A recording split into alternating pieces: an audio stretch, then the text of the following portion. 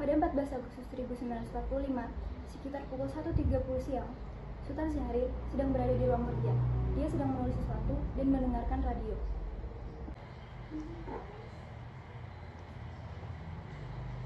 Ya, pendengar setia, kita kembali lagi dalam kabar Anda. Berita utama, Jepang telah menyerah tanpa syarat kepada Sekutu. Hah? Apa benar yang kudengar barusan? Aku harus memberitahu Bung Karno dan Bung Hatta. Setelah mendengar berita kekalahan Jepang, Sultan Syahrir segera pergi ke rumah Hatta untuk memberitahukan berita ini.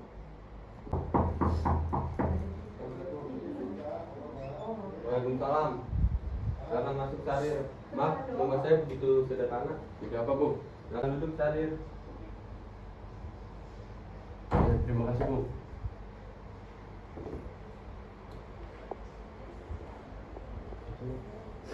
Bung Hatta, bagaimana soal kemerdekaan kita? Tapi menurut saya, bukankah lebih baik kemerdekaan negara dilaksanakan tanpa melalui PPKI? Apa maksud Bung Syahrir berkata seperti itu? PPKI adalah bentukan Jepang. Jika kita merdeka melalui PPKI, Sekutu akan menganggap Indonesia buatan Jepang. Sebaiknya kita segera memproklamasikan kemerdekaan kita atas nama bangsa Indonesia selagi kita dalam masa vacuum of power. Vacuum of power. Saya mendengar itu dari radio bahwa Jepang telah menyerah pada Sekutu. Itu artinya Indonesia sedang berada dalam kekosongan kekuasaan. Jadi ini adalah kesempatan yang baik untuk kita memproklamasikan kemerdekaan sebelum Sekutu datang. Saya setuju. Tapi apakah Bung Karno sependapat dengan kita? Bagaimana kita menghubungi Bung Karno sekarang? Ide yang bagus tuh, Bung. Assalamualaikum. Waalaikumsalam. Ada apa, Bung Hatta? Apakah saya dan Syahrir boleh datang ke rumah Bung Karno guna membahas kemerdekaan kita? Tentu saja. Saya tunggu kedatangan Anda. Terima kasih. Assalamualaikum. Waalaikumsalam. Mari kita berangkat. Mari. Sultan Syahrir dan Hatta menemui Soekarno di rumahnya untuk memberitahukan tentang kekalahan Jepang. Syahrir mendesak untuk mempercepat proklamasi, tetapi Bung Karno menolak.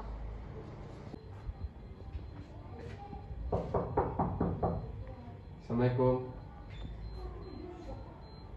Waalaikumsalam. Silakan masuk. Terima kasih.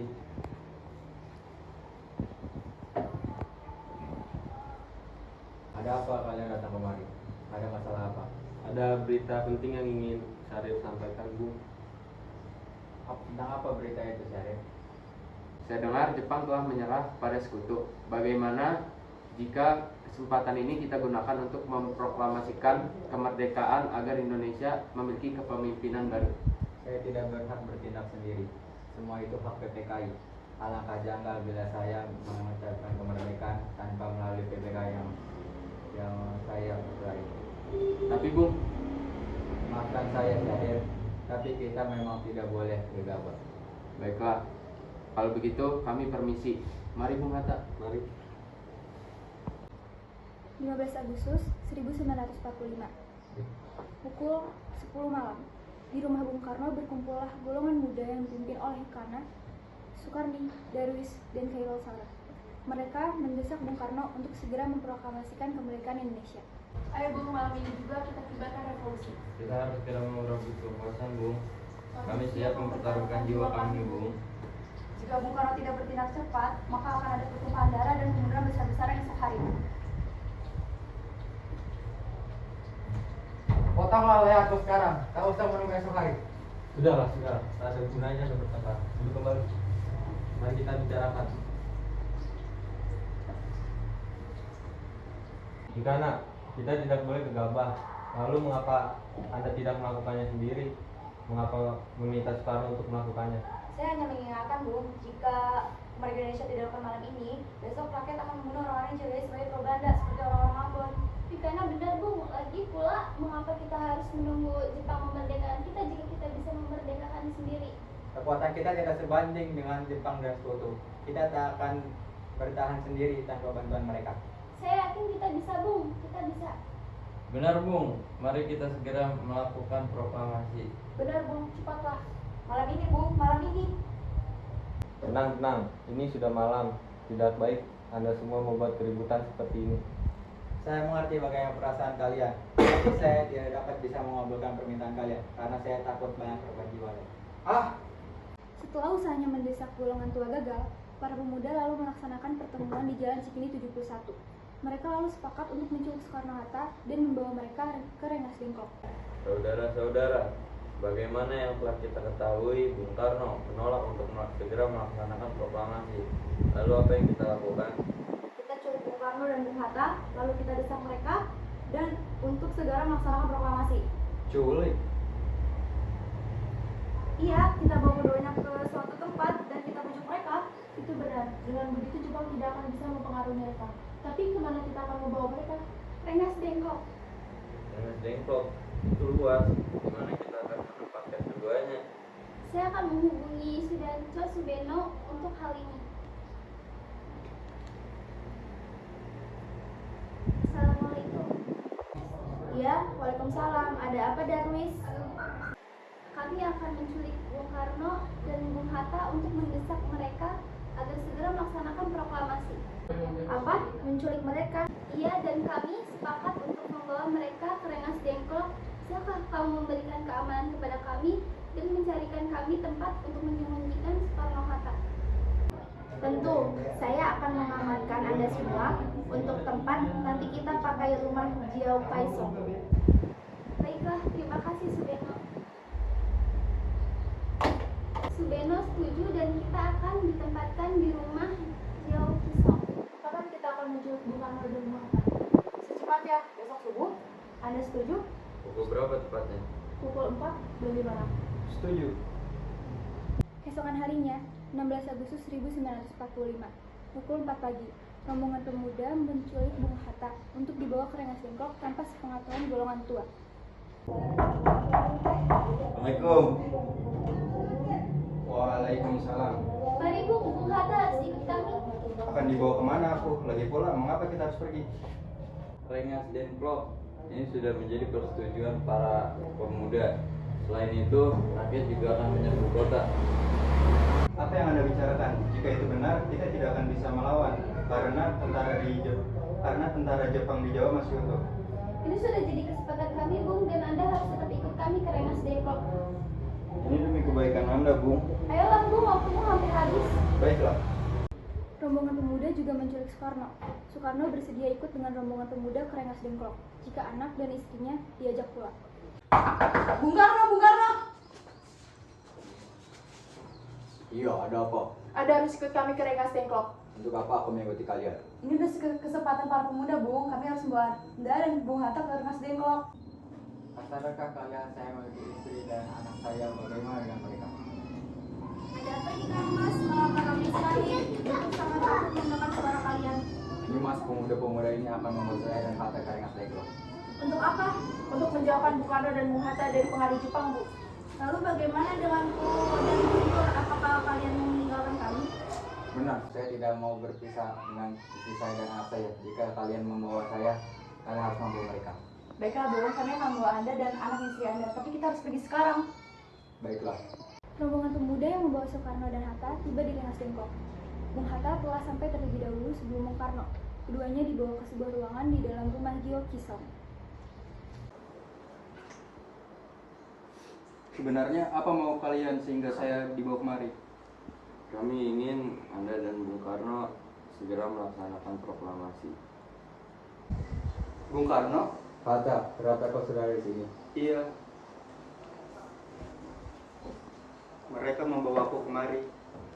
Iya benar. Mereka Hatta. membawa Fatma dan Guntur juga. Iya benar Hatta. Sekarni, ada apa sebenarnya? Ini Bung, kami ingin Anda berdua segera memproklamasikan kemerdekaan kita. Jepang sudah mengalah Bung. Ini saat yang tepat untuk kita memproklamasikan kemerdekaan kita. Mengapa kau begitu mudah percaya kabar itu, Karni? Jepang pasti akan memerdekakan kita, tapi tidak sekarang. Saya tidak setuju dengan itu, Bung. Kami para pemuda ingin kemerdekaan hasil dari payah kami sendiri, bukan karena hadiah dari Jepang. Nah itu benar Bung. Bila kita merdeka atas hadiah Jepang, maka kita adalah bentukan Jepang. Kita bisa dijajah lagi Bung.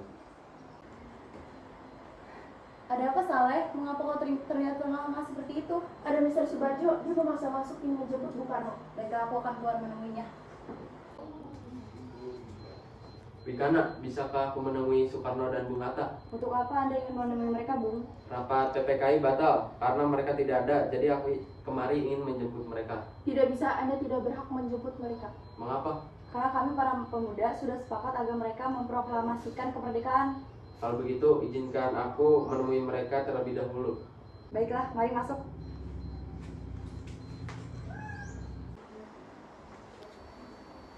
Ada apa Subarjo?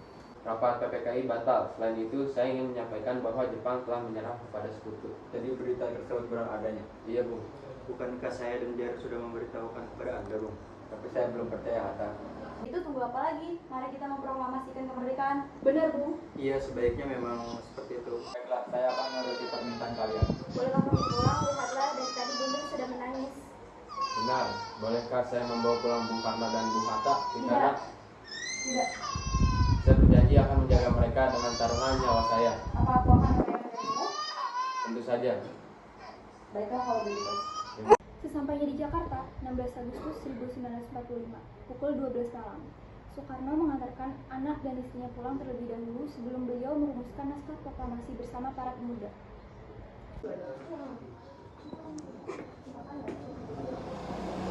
Kita sudah sampai di Jakarta, Bung. Mari kita pergi ke rumah Laksamana Maeda untuk membahas proklamasi. Baiklah, tapi tunggu. Aku akan mengantarkan anakku dan istriku terlebih dahulu pulang. Silakan, Bung, biar kami antar Anda. 17 Agustus 1945, dini hari, setelah sampai di rumah Laksamana Maeda yang terletak di Jalan Imam Bonjol nomor 1, Bung Karno pergi menemui Nishimura agar merubah status dan keadaan di Indonesia. Namun Nishimura tidak mau, sehingga Bung Karno kembali ke rumah Laksamana Maeda. Di ruang makan dalam rumah Laksamana Maeda berkumpullah Ir Soekarno, Desmo Hatta, Ahmad Subarjo, Soekardi, Sayuti Melik, dan BM Diah untuk merumuskan naskah proklamasi. Saudara-saudara, bagaimana bunyi naskah proklamasi kita? Kami, bangsa Indonesia, dalam ini menyatakan kemerdekaan Indonesia. Baik, sudah saya tulis. Lanjutannya, Bung, hal-hal yang mengenai pemindahan kekuasaan dan lain-lain dilaksanakan dalam tempo yang sesingkat-singkatnya. Jakarta, 17 Agustus 1945, Wakil Bangsa Indonesia, ya. Sudah selesai, Bapak. Kalian setuju sama setuju? Setuju. Lalu, siapa yang akan menandatangani naskah ini? Bagaimana kalau naskah ini ditandatangani oleh semua yang hadir di sini? Saya rasa jangan terlalu banyak. Menurut saya lebih baik Bung Hatta dan Bung Karno menandatangani atas nama bangsa. Setuju? Setuju. Sayuti, tolong ketikkan naskah ini. Siap, Bung. Kita akan melaksanakan proklamasi ini. Menurut saya, tanggal 17 adalah tanggal yang tepat. Sebagaimana Al-Quran diturunkan pada tanggal 17. Selain itu, dalam sehari semalam orang Islam melaksanakan sholat sebanyak 17 rakaat. Jadi bagaimana kalau Jumat lagi 17 Agustus 1945? Setuju, Bung. Lebih cepat lebih baik. Pukul berapa kita akan melaksanakannya? Pukul 10 tepat, bagaimana? Setuju. Saya akan menyuruh Fatmawati untuk menjahit bendera merah putihnya. Tolong siapkan tiangnya. Baik, Bung, tapi di mana kita akan melaksanakannya? Di rumah Bung Karno. Setuju.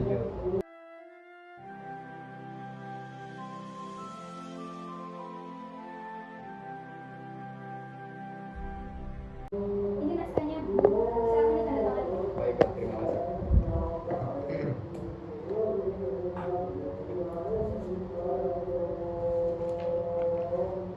Ya, tolong perbanyak naskah ini dan sebarkan ke seluruh Indonesia. Siap, Bung. Jumat pagi pukul 10, semua orang telah berkumpul di halaman depan rumah Ir Soekarno, di Jalan Penggagasan Timur nomor 56 Jakarta, untuk mendengarkan pelaksanaan proklamasi. Bung Karno, Bung Hatta keluar ke serambi depan rumah diikuti Ibu Fatmawati. Bung Karno mendekati mikrofon sebelum membacakan proklamasi dan mengucapkan pidato pendahuluan. Saudara-saudara sekalian, saya telah meminta saudara-saudara hadir di sini untuk menyaksikan suatu peristiwa maha penting dalam sejarah bangsa kita. Berpuluh-puluh tahun kita bangsa Indonesia berjuang untuk kemerdekaan tanah air kita. Bahkan telah beratus-ratus tahun. Gelombang aksi kita untuk mencapai kemerdekaan itu ada naiknya dan ada turunnya. Tetapi jika kita tetap menuju ke arah cita-cita, juga di zaman Jepang usaha kita untuk mencapai kemerdekaan nasional tidak ada henti-hentinya. Di dalam zaman Jepang ini, tampaknya kita menyadarkan diri pada mereka. Tetapi pada hakikatnya, kita tetap menyusun tenaga kita sendiri. Tapi kita percaya pada kekuatan sendiri. Sekarang tibalah saatnya kita benar-benar mengambil nasib bangsa dan nasib tanah air kita dalam tangan kita sendiri. Hanya bangsa yang benar mengambil nasib dalam tangannya sendiri kan dapat berdiri dengan kuatnya. Maka kami tadi malam telah mengadakan musyawarah dengan pemuka-muka rakyat Indonesia. Permusyawaratan ini telah sekata berpendapat bahwa sekaranglah datanglah waktu untuk menyaksikan kemerdekaan kita. Saudara-saudara, dengan ini kami menyatakan kebuatan tekad itu. Dengarkanlah proklamasi kami. Proklamasi kami, bangsa Indonesia, dengan ini menyatakan kemerdekaan Indonesia. Hal-hal yang mengenai pemindahan kekuasaan dan lain-lain diselenggarakan dengan secara seksama dan dalam tempo yang sesingkat-singkatnya. Jakarta, 17 Agustus 1945. Atas nama bangsa Indonesia, Soekarno-Hatta. Demikianlah saudara-saudara, kita telah merdeka. Tidak ada satu ikatan lagi yang mengikat tanah air dan bangsa ini kita. Mulai saat ini kita menyusun negara kita, negara merdeka, negara Republik Indonesia merdeka, kekal dan abadi. Insya Allah Tuhan memberkati kemerdekaan kita semua.